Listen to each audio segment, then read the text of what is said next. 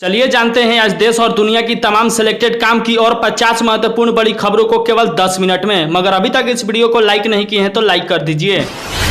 मोदी सरकार ने बेचा 12 टन सोना, गोल्ड बॉन्ड के लिए टूट पड़े निवेश। भविष्य में कांग्रेस की सत्ता में आना असंभव है, राहुल गांधी की नई किताब में दावा। हम बाबरी मस्जिद की विध्वंस को नहीं भूलेंगे, राम मंदिर की प्राण प्रतिष्ठा पर बोले असदुद्दीन अवैसी।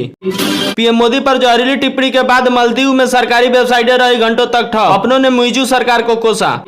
लालू प्रसाद यादव के बेटा और बिहार सरकार में मंत्री तेज प्रताप यादव ने राम मंदिर के उद्घाटन समारोह में जाने को लेकर पत्रकारों ने जब सवाल किया तो उन्होंने कहा कि हम कृष्ण भगवान के भक्त हैं और हम वृंदावन जाते हैं। जयपुर में पीएम मोदी ने मार्कोस कमांडो और आदित्य L1 का जिक्र किया और कहा कि यह भारत शक्ति का प्रमाण है। नीतीश कुमार के बाद अरविंद केजरीवाल ने इंडिया गठबंधन को झटका देते हुए गुजरात की भरूच में लोकसभा सीट के लिए अपना उम्मीदवार घोषित कर दिया है। बांग्लादेश में शेख हसीना की पार्टी ने दर्ज की आम चुनाव में जीत, आधी से ज्यादा सीटों पर किया कब्जा। छत्तीसगढ़ के पूर्व सीएम भूपेश बघेल के पिता का निधन, 3 महीने से अस्पताल में थे भर्ती। कांग्रेस के विधायक अजीत शर्मा ने भागलपुर अपने आवास पर पत्रकारों से बात कर रहे थे। अजीत शर्मा ने कहा कि कांग्रेस को अगर कम सीट मिलती है बिहार में तो बीजेपी को फायदा हो सकता है। लोकसभा चुनाव से पहले योगी सरकार गन्ना किसानों को खुशखबरी देने वाली है। यथाशीघ्र गन्ना मूल्य घोषित कर दिया जाएगा। संबंधित प्रस्ताव को मंजूरी देने के लिए जल्द ही कैबिनेट की समक्ष रखा जाएगा। वर्ष 2022 के विधानसभा चुनाव से पहले सरकार ने गन्ना मूल्य को बढ़ाकर 340 और 350 रुपए प्रति क्विंटल घोषित किया था। अब एक बार फिर से गन्ने के दाम बढ़ाए जाएंगे। एक इंटरव्यू में अंजू ने बताया है कि वह पाकिस्तान से वापस भारत क्यों आई हैं। उसने अरविंद को बताया है कि वह जबरदस्ती वहां से भगाई नहीं गई हैं, बल्कि वह अपने मर्जी से पाकिस्तान से भारत आई हैं। मौसम विभाग ने ताजा रिपोर्ट जारी करते हुए बताया है कि उत्तर प्रदेश में बिजली चमकने के साथ भारी बारिश की संभावना है। साथ ही यूपी के 64 जिलों में अलर्ट जारी है। बांग्लादेश में चुनाव जीतने के बाद पीएम शेख हसीना ने बांधे भारत की तारीफों की पुल, बोली इंडिया सच्चा दोस्त है। बिहार की 40 सीटों के बंटवारे को लेकर गठबंधन की पहली बैठक आरजेडी कांग्रेस के बीच हुई। सूत्रों के मुताबिक कांग्रेस ने 9 सीटों की डिमांड रखी थी। वो आरजेडी जेडीयू के फॉर्मूला पर राजी नहीं है। मोदी बिहार से लोकसभा चुनाव का आगाज करेंगे। चंपारण के बेतिया में 13 जनवरी को पहली रैली करेंगे।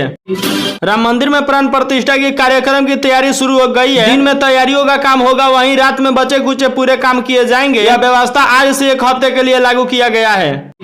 कांग्रेस के लिए कितना कांटों से भरा है भारत जोड़ो 2.0 का यात्रा का रास्ता। कांग्रेस ने लोकसभा चुनाव और बीजेपी से मुकाबला को ध्यान में रखते हुए इस यात्रा का मार्ग तय किया है। राहुल गांधी उन राज्यों में ज्यादा वक्त गुजार रहे हैं जिन राज्यों में पार्टी भाजपा को सीधा मुकाबला करेगी। बागपत में गायब हो चुके योगेंद्र को पुलिस ने मृत्यु घोषित किया था, लेकिन वह दिल्ली में टैक्सी ड्राइवर के रूप में जीवित है। योगेंद्र ने फिर से शादी की है और उनकी नई पत्नी रीता साथ ही में दिल्ली में रहती हैं। पुलिस ने योगेंद्र का लोकेशन जारी कर दिया है, जिससे उनके परिवार वाले एकदम परेशान दिख रहे हैं। शीतलहर को ध्यान में रखते हुए सभी बोर्ड के स्कूल 10 जनवरी तक रहेंगे बंद, जिला अधिकारी का आया आदेश। मिशन 2024 के लिए सपा की क्या होगी रणनीति? अखिलेश यादव आज अपनी पार्टी के नेताओं की अलग अलग बैठकों की सिलसिला शुरू करने जा रहे हैं। इसमें उनके द्वारा जीत के लिए दिए गए सुझावों पर मंथन होगा।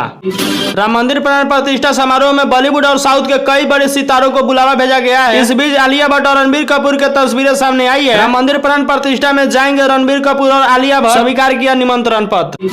इसरो ने अपने पहले स्वर मिशन को सफल बनाकर पूरे भारत को नए साल का जश्न मनाने का मौका दे दिया है। राष्ट्रपति और प्रधानमंत्री से लेकर तमाम बड़ी हस्तियों इसरो को धन्यवाद दे रहे हैं। चंद्रयान 3 के बाद अब 2 सितंबर को सूरज की रात जानने निकला आदित्य L1 अपने मिशन में कामयाब हो गया है।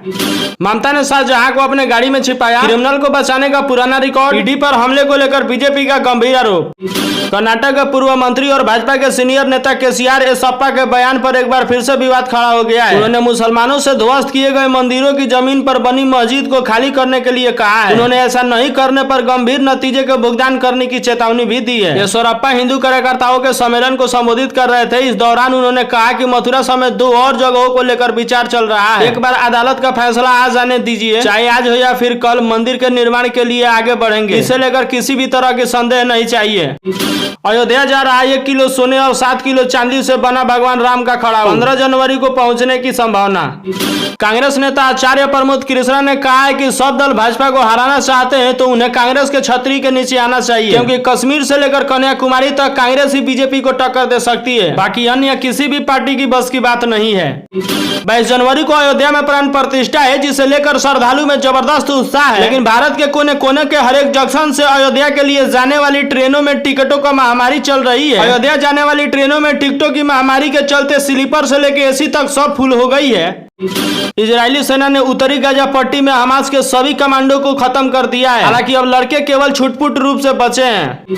मुख्यमंत्री मोहन यादव ने कहा है कि मध्य प्रदेश में विकास की कार्य जारी रहेगा और इसमें कोई समझौता नहीं किया जाएगा। पिछले साल 13 दिसंबर को मध्य प्रदेश के मुख्यमंत्री के रूप में शपथ लेने के यादव ने राज्य में खुली स्थान पर मांस और मछली बेचने पर प्रतिबंध लगाने के निर्देश जारी किए थे। वहीं 25 दिनों में 26,000 मांस और मछली की दुकानें बंद हुई है मध्य प्रदेश में। मोहन यादव ने उज्जैन में 218 करोड़ रुपए की 187 विकास परियोजनाओं का शिलान्यास और उद्घाटन करने के बाद कहा कि मैंने निर्देश जारी किया था कि खुले में मांस और मछली बेचने वाले को दुकान बंद कर दिए जाएंगे।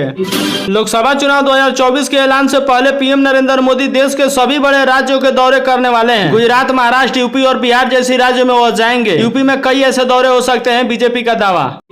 बिल्कुल बनो केस एससी ने समय से पहले रिहाई का फैसला पलटा, दोषियों को वापस जाना होगा जेल। सुप्रीम कोर्ट ने गुजरात सरकार का माफी आदेश खारिज कर दिया और कहा कि छूट का फैसला महाराष्ट्र सरकार को लेना था, गुजरात सक्षम राज्य नहीं है। मालदीव और भारत के बीच तनाव पर पूरी दुनिया का निगाह है। पाकिस्तान के लोगों का भी इस पर नजर है। पाकिस्तान के एक एक्सपर्ट ने कहा है कि मालदीव चीन की तरफ झुका हुआ है। चीन कर्ज देकर सभी छोटे देशों को अपने जाल में फंसा रहा है। एक्सपर्ट ने याद दिलवाया कि भारत ने मालदीव के कब कब मदद किए थे। कुछ लोग 80 साल में भी रिटायर नहीं होना चाहते। अजीत पवार ने कसा चाचा शरद पवार पर तंज। शराब घोटाले में केजरीवाल के बाद आम आदमी पार्टी की भी घेराबंदी, आरोपी बनाने की ईडी ने कर ली तैयारी। कथित शराब घोटाले में दिल्ली के मुख्यमंत्री अरविंद केजरीवाल की मुश्किलें लगातार बढ़ती जा रही है। ईडी के 3 समन को नजरअंदाज कर चुके केजरीवाल ने लगातार फंसने वाली काम की है, कभी भी गिरफ्तारी हो सकता है।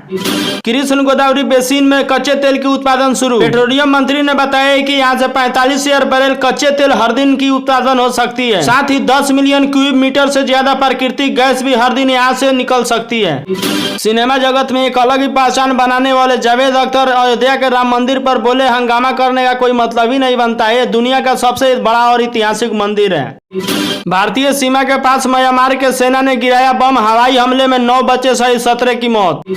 टी20 में हुई रोहित शर्मा की वापसी, विराट कोहली को भी मिली जगह। टी20 सीरीज की शुरुआत 11 जनवरी को मोहाली में होगी। 14 जनवरी को दूसरा मुकाबला इंदौर में खेला जाएगा। उसके बाद तीसरा मुकाबला और आखिरी मुकाबला 17 तारीख को बेंगलोर में आयोजित होगा। जून में होने वाले टी20 विश्व कप से पहले भारतीय टीम की यह आखिरी और द्वितीय टी20 सीरीज है। अंतर्राष्ट्रीय बाजार में कच्चे तेल की कीमतों में आई हल्की गिरावट के बाद आज सुबह तेल कंपनियों ने नए पेट्रोल और डीजल के दाम जारी कर दिए हैं। राष्ट्रीय राजधानी दिल्ली में पेट्रोल की कीमत आज 96 रुपया 72 पैसा है और वहीं डीजल की कीमत 89 रुपया 62 पैसा है। बात किया जाए मुंबई में तो यहाँ 106 रुपया 31 पैसा पेट्रोल है और डीजल यहाँ 94 रुपया 27 पैसा लीटर है। वहीं एक नजर कोलकाता पे देखा जाए तो यहाँ 106 रुपया 3 पैसा पेट्रोल है और डीजल यहाँ 92 रुपया 76 पैसा लीटर है। वहीं देखा जाए अगर चेन्नई में तो यहाँ 102 रुपया 73 पैसा पेट्रोल है और डीजल यहाँ 94 रुपया 33 पैसा लीटर है। द वॉल स्ट्रीट जर्नल ने अपने रिपोर्ट में दावा किया है कि जो लोग एलन मस्क की प्राइवेट पार्टियों में जाते हैं उन्होंने देखा है कि वो एसिड, कोकीन और साइडेक्सिन मशरूम जैसी ड्रग्स का सेवन करते हैं। इन पार्टियों में शामिल होने के लिए मेहमानों को एक नॉन डिस्क्लोजर एग्रीमेंट पर साइन करवाए जाते हैं और उनके फोन भी जमा कर लिए जाते हैं। 10 करोड़ से अधिक किसानों के लिए बड़ी खुशखबरी, मोदी सरकार कर सकती है बड़ा ऐलान, खाते में आएंगे 8,000 रुपए। लोकसभा चुनाव से ठीक पहले केंद्र सरकार नरेंद्र मोदी की 10 करोड़ से ज्यादा किसानों को तोहफा देने के मूड में है। वित्त मंत्री निर्मला सीतारमण 1 फरवरी को अंतिम बजट पेश करेंगी। इसमें टैक्स पेयर को गुड न्यूज मिल सकते हैं। न्यू टैक्स रिजम के तहत टैक्स रिबेट की बीमा बढ़ाई जा सकती है। अभी 7 लाख तक सालाना इनकम पर कोई टैक्स नहीं देना पड़ता है। अब 1 फरवरी के बाद 8 लाख के इनकम तक सालाना टैक्स नहीं देना पड़ेगा। North central railway men's union के महामंत्री आरडी यादव ने बताया कि कल उत्तर मध्य रेल के तीनों मंडल हेडक्वार्टर में कल सुबह 9 बजे से रेल कर्मचारी भूख हड़ताल पर बैठे हैं। रेल कर्मचारियों की मांग है कि पुरानी पेंशन बहाल हो। राम भक्त सतीश गंगा जल लेकर अयोध्या पैदल निकला। इस दौरान लोगों ने बैंड बाजे और ढोल नगाड़े बजाकर सतीश का हौसला बढ़ाया और अयोध्या के लिए किया विदा। दरअसल इस राम भक्त का घर दरभंगा में है। किन्नर अखांडे के आचार्य महामंडलेश्वर डॉक्टर लक्ष्मी नारायण त्रिपाठी ने मथुरा काशी विवाद पर बोलते हुए कहा कि ज्ञानवापी और श्री कृष्ण जन्मभूमि पर कहाँ फैसला हिंदू के पक्ष में आने की उम्मीद है। कहा कि ये ईसाई सर्वे की जरूरत नहीं है। वहाँ राजस्थान में आयकर विभाग को एक बार फिर मिला सोने से बड़ा खजाना। आयकर विभाग ने उदयपुर में होटल समूह के ठिकानों पर छापा मारा तो वहाँ सोने के ज्वेलर देखकर उनकी होश उड़ गई। अधिकारी इससे जुड़ी दस्तावेज खंगालने में जुटे हैं। एलन मस्क की सैटेलाइट लॉन्च होने के बाद एक्शन में आई मुकेश अंबानी, साइन की करोड़ों की डील। अब जियो भी अपना सैटेलाइट जल्दी लॉन्च करने वाला है। हिंदू युवा हर हाल में बांग्लादेश छोड़ना चाह रहे हैं। यहाँ हिंदू होना सजा है और हिंदू लड़की होना उससे भी बड़ी सजा है। बांग्लादेश की आबादी 22% से घटकर 7.8% बची है।